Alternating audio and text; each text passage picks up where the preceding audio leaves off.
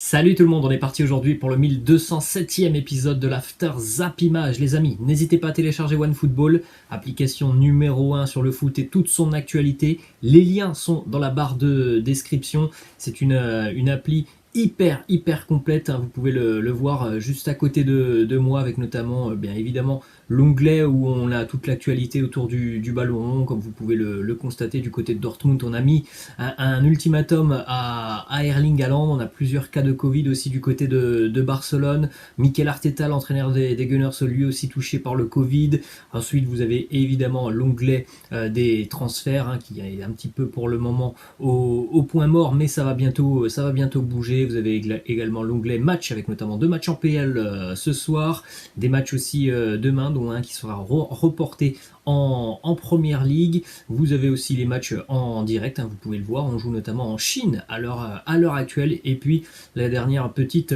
option de l'appli OneFootball, c'est de personnaliser son appli avec notamment son équipe favorite, les championnats que l'on suit, même les joueurs que l'on veut suivre. Donc c'est vraiment une appli hyper détaillée. Je vous incite à la télécharger. Tous les liens sont dans la barre de description. Nous, on va démarrer, les amis, avec cette petite information et date qui concerne Erling Haaland. C'était il y a 2 ans, jour pour jour. L'attaquant norvégien s'engageait du côté du Borussia Dortmund en provenance du RB Salzbourg. Regardez les statistiques de Haaland depuis qu'il est arrivé à Dortmund. 75 matchs, déjà 76 buts inscrits pour Haaland, 20 passes décisives. Il est directement impliqué dans un but toutes les 63 minutes. Ce sont des statistiques complètement hallucinante pour l'attaquant norvégien. Ensuite, on a une petite image aussi, Kylian Mbappé qui était projeté sur le Burj Khalifa, la plus haute tour du monde, après avoir été désigné joueur de l'année au Globe Soccer Awards.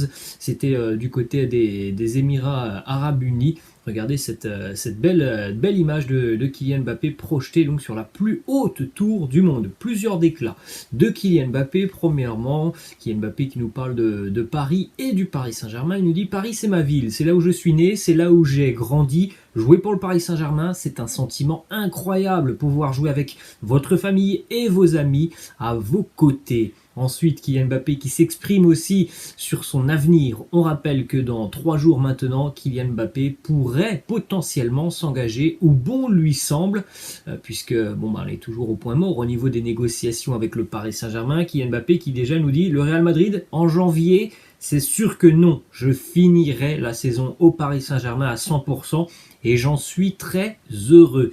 Ensuite, on jette un coup d'œil, les amis, aux statistiques des meilleurs buteurs français en 2021. Et c'est Kylian Mbappé qui est en tête avec 51 buts inscrits donc en 2021, devant Karim Benzema 47, Antoine Griezmann 31, Ben Yedder 29 et Gaëtan Laborde 21 réalisations. Toujours du côté de Paris, une information mercato. Le PSG souhaite conserver le latéral portugais Nuno Mendes.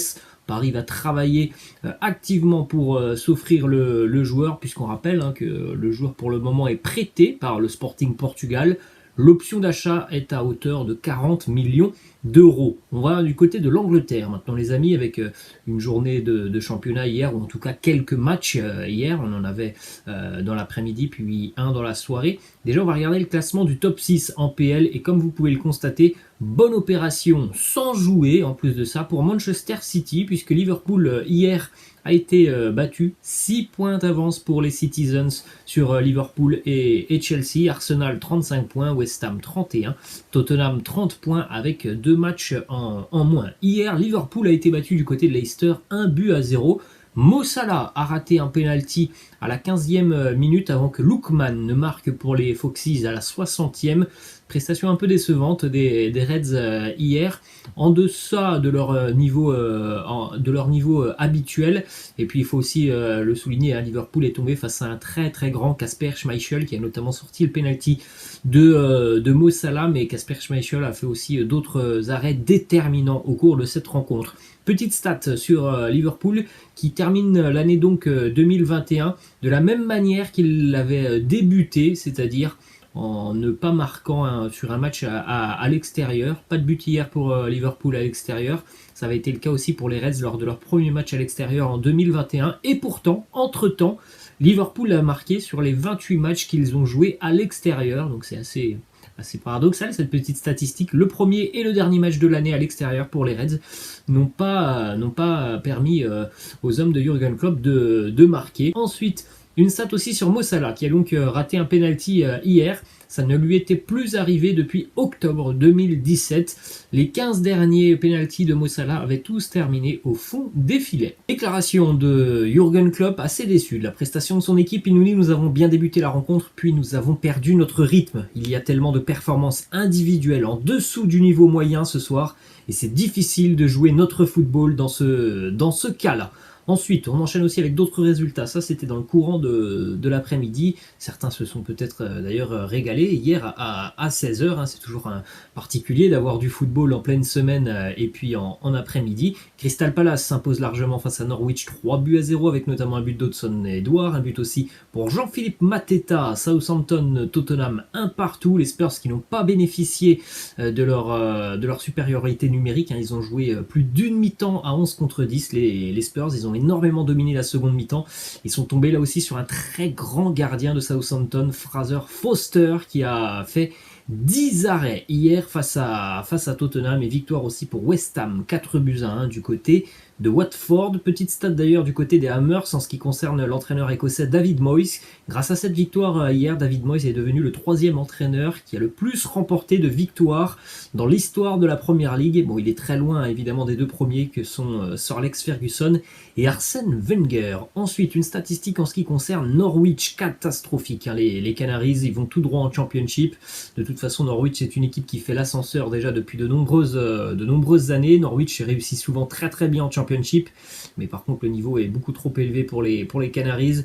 Sur le mois de décembre cette année, Norwich a joué 5 matchs de Première Ligue pour 5 défaites, aucun but inscrit. Ça n'est jamais arrivé dans l'histoire du championnat d'avoir un mois de décembre aussi mauvais pour une équipe qui n'a pas inscrit le moindre but sur ce mois de décembre. Ensuite, une déclaration de Thomas Tuchel qui nous dit: les 5 changements ont été autorisés au Royaume-Uni lorsque le coronavirus a commencé pour la première fois. Maintenant qu'on est en plein dedans, j'ai l'impression que tout le monde refuse ne serait-ce que d'y penser. C'est difficile évidemment avec l'enchaînement de tous ces matchs de ne pas bénéficier de ces 5 changements du côté du championnat anglais. D'ailleurs, petite information du côté de Chelsea, très mauvaise nouvelle pour les Blues. Ben Chilwell devrait rater toute la seconde partie de saison. Il va se faire opérer du genou au niveau des ligaments, donc fin de saison pour Ben Chilwell. Chelsea s'active activement déjà pour lui trouver un remplaçant. La piste Lucas Digne a été citée, hein. Lucas Digne qui pourrait donc être prêté dans le courant du mois de janvier. Autre piste côté Blues de Chelsea, c'est un plan B, mais il s'agirait de faire revenir Emerson Palmieri, le défenseur italien qui a été prêté du côté de l'Olympique lyonnais.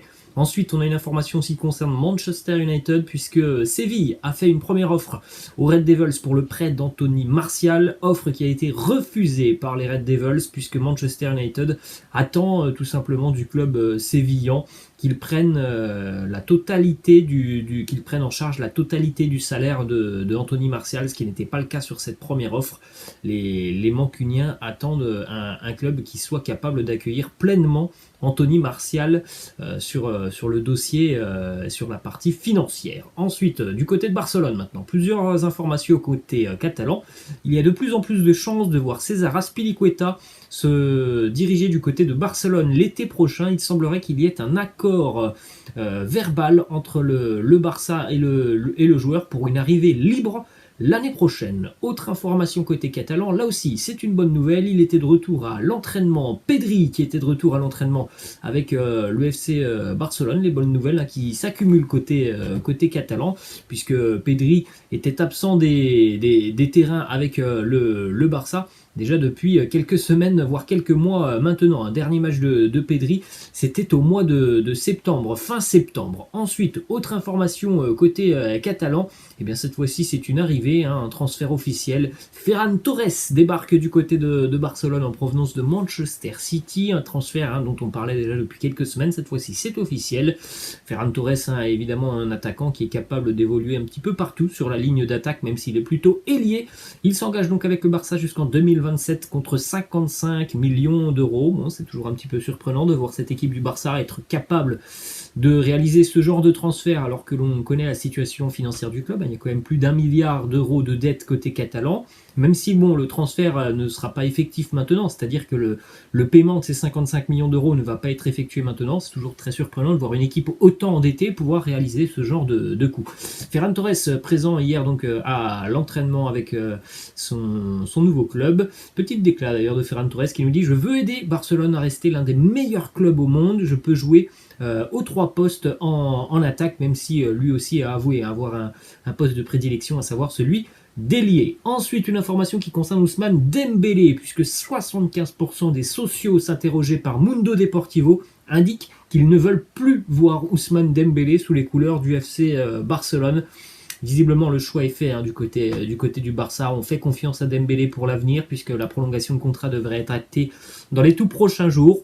Voilà, c'est un choix du Barça. Est-ce que ce choix s'avérera payant? L'avenir nous le dira. Mais c'est quand même un choix très risqué quand on connaît l'étendue des problèmes physiques de Ousmane Dembélé depuis son arrivée en Catalogne. Autre information côté catalan, en plus de Dani Alves et de Clément Lenglet, Jordi Alba a lui aussi été testé positif au Covid. Évidemment, tous les joueurs cités manqueront le déplacement du début d'année de ce week-end du côté de Majorque. Ensuite, une autre information mercato côté catalan, et ça aussi, ça pourrait être une bonne nouvelle pour le Barça, puisqu'en signant à la Juventus, Matthijs de Ligt et Mino Raiola, son agent, ont intégré une clause spéciale Barça dans son contrat.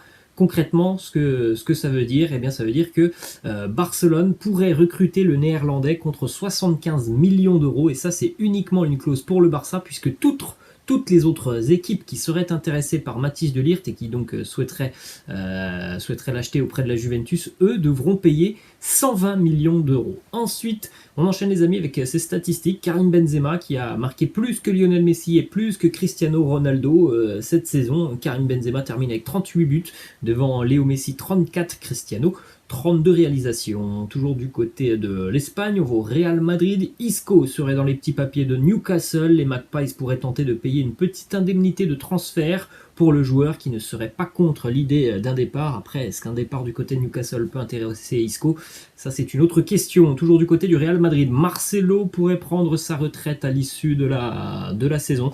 C'est une option pour Marcelo qui a bien compris qu'il n'y aura pas de prolongation de contrat pour lui avec le Real Madrid. Donc peut-être qu'il y aura un nouveau challenge, mais Marcelo n'a pas écarté l'option tout simplement de mettre un terme à sa carrière. Toujours du côté du Real Madrid, lors des réunions du conseil d'administration des Merengues, les dirigeants du club ont tous déclaré: le budget des transferts sera consacré au renforcement de l'équipe et notamment en attaque. Le club est optimiste quant à la signature de Mbappé et d'Erling Haaland. Ensuite, on poursuit les amis du côté de l'Allemagne. Une petite information qui concerne Michael Cuisance, le joueur du Bayern Munich qui va quitter le Bayern contre 10 millions d'euros. On devrait connaître l'identité du futur club de Cuisance dans les tout prochains jours. 2 clubs pour le moment sont en train de se battre pour accueillir Michael Cuisance, le CSKA à Moscou et Venise en Italie. Et on va terminer les amis avec une petite information du côté du championnat portugais, la Liga NOS, puisque le Benfica est un petit peu en difficulté quand même cette saison. Et bien le Benfica a résilié le contrat de son entraîneur Jorge Jesus. C'est l'entraîneur de l'équipe B qui va prendre en main pour le moment l'équipe A. Benfica a notamment été battu il y a quelques jours par Porto en coupe sur le score de 3-0. Voilà les amis, la fin de cet After Zappimage. J'espère que ça vous a plu. N'hésitez pas comme d'habitude à lâcher un petit pouce bleu. Je vous laisse, je vous dis à la prochaine. Ciao.